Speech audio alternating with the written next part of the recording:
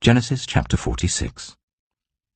So Israel set out with all that was his, and when he reached Beersheba, he offered sacrifices to the God of his father Isaac. And God spoke to Israel in a vision at night, and said, "Jacob, Jacob." "Here I am," he replied. "I am God, the God of your father," he said. "Do not be afraid to go down to Egypt, for I will make you into a great nation there. I will go down to Egypt with you, and I will surely bring you back again, and Joseph's own hand will close your eyes."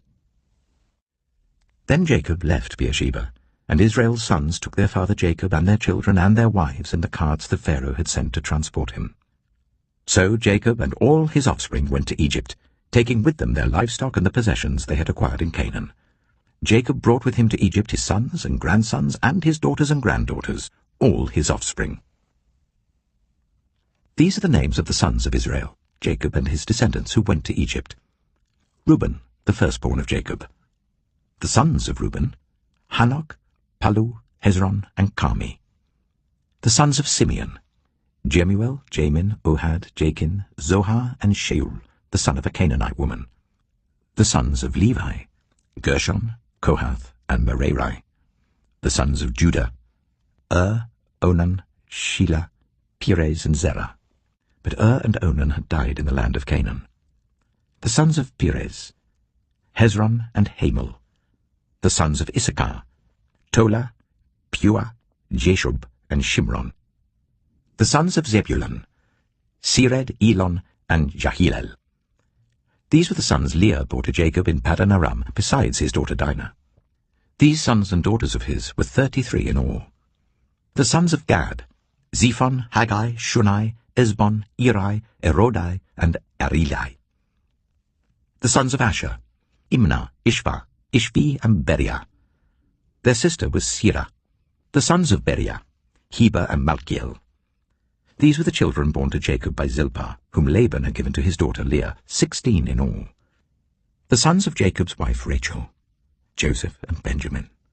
In Egypt, Manasseh and Ephraim were born to Joseph by Asenath, daughter of Potipharah, priest of On.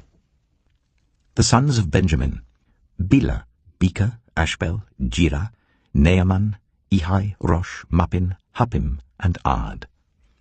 These were the sons of Rachel who were born to Jacob, 14 in all.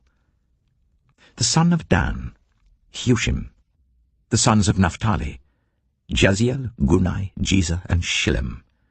These were the sons born to Jacob by Bilhah, whom Laban had given to his daughter Rachel, 7 in all. All those who went to Egypt with Jacob, those who were his direct descendants, not counting his sons' wives, numbered 66 persons. With the 2 sons who had been born to Joseph in Egypt, the members of Jacob's family, which went to Egypt, were 70 in all. Now Jacob sent Judah ahead of him to Joseph to get directions to Goshen. When they arrived in the region of Goshen, Joseph had his chariot made ready and went to Goshen to meet his father Israel. As soon as Joseph appeared before him, he threw his arms around his father and wept for a long time. Israel said to Joseph, "Now I'm ready to die, since I have seen for myself that you are still alive." Then Joseph said to his brothers and to his father's household, "I will go up and speak to Pharaoh, and will say to him, 'My brothers and my father's household, who are living in the land of Canaan, have come to me. The men are shepherds, they tend livestock, and they have brought along their flocks and herds and everything they own.' When Pharaoh calls you in and asks, 'What is your occupation?' you should answer, 'Your servants have tended livestock from our boyhood on, just as our fathers did.' Then you will be allowed to settle in the region of Goshen, for all shepherds are detestable to the Egyptians." Genesis chapter 47. Joseph went and told Pharaoh, "My father and brothers, with their flocks and herds and everything they own, have come from the land of Canaan, and are now in Goshen." He chose 5 of his brothers, and presented them before Pharaoh. Pharaoh asked the brothers, "What is your occupation?" "Your servants are shepherds," they replied to Pharaoh, "just as our fathers were." They also said to him, "We have come to live here for a while because the famine is severe in Canaan, and your servants' flocks have no pasture. So now please let your servants settle in Goshen." Pharaoh said to Joseph, "Your father and your brothers have come to you, and the land of Egypt is before you. Settle your father and your brothers in the best part of the land. Let them live in Goshen, and if you know of any among them with special ability, put them in charge of my own livestock." Then Joseph brought his father Jacob in and presented him before Pharaoh. After Jacob blessed Pharaoh, Pharaoh asked him, "How old are you?" And Jacob said to Pharaoh, "The years of my pilgrimage are 130. My years have been few and difficult, and they do not equal the years of the pilgrimage of my fathers." Then Jacob blessed Pharaoh and went out from his presence.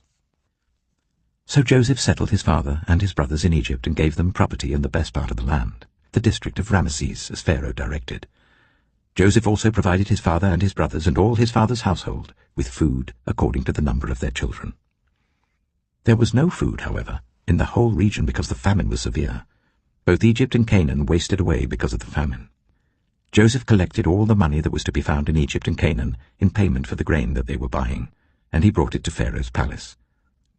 When the money of the people of Egypt and Canaan was gone, all Egypt came to Joseph and said, "Give us food. Why should we die before your eyes? Our money is all gone." "Then bring your livestock," said Joseph. "I will sell you food in exchange for your livestock, since your money is gone." So they brought their livestock to Joseph, and he gave them food in exchange for their horses, their sheep and goats, their cattle and donkeys. And he brought them through that year with food in exchange for all their livestock. When that year was over, they came to him the following year and said, "We cannot hide from our lord the fact that since our money is gone and our livestock belongs to you, there is nothing left for our lord except our bodies and our land. Why should we perish before your eyes, we and our land as well? Buy us and our land in exchange for food. And we with our land will be in bondage to Pharaoh.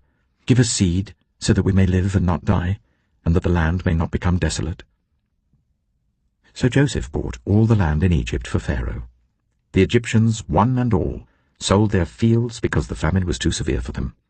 The land became Pharaoh's, and Joseph reduced the people to servitude from one end of Egypt to the other. However, he did not buy the land of the priests, because they received a fixed allowance from Pharaoh, and had food enough from the allowance Pharaoh gave them. That is why they did not sell their land. Joseph said to the people, "Now that I have bought you and your land today for Pharaoh, here is seed for you so you can plant the ground. But when the crop comes in, give 1/5 of it to Pharaoh. The other 4/5 you may keep as seed for the fields and as food for yourselves and your households and your children." "You have saved our lives," they said. "May we find favor in the eyes of our Lord. We will be in bondage to Pharaoh." So Joseph established it as a law concerning land in Egypt, still in force today, that 1/5 of the produce belongs to Pharaoh. It was only the land of the priests that did not become Pharaoh's. Now the Israelites settled in Egypt in the region of Goshen.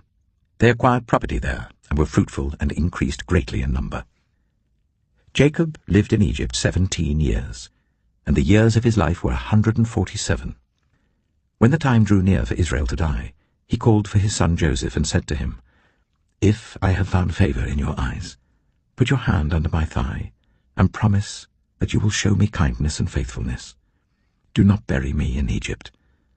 But when I rest with my fathers, carry me out of Egypt, and bury me where they are buried." "I will do as you say," he said. "Swear to me," he said. Then Joseph swore to him, and Israel worshipped as he leaned on the top of his staff. Psalm 15. Lord, who may dwell in your sacred tent? Who may live on your holy mountain?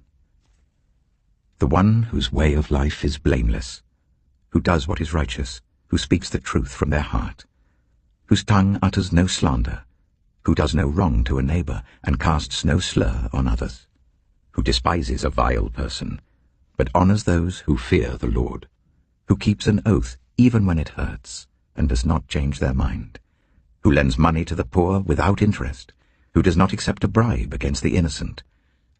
Whoever does these things will never be shaken.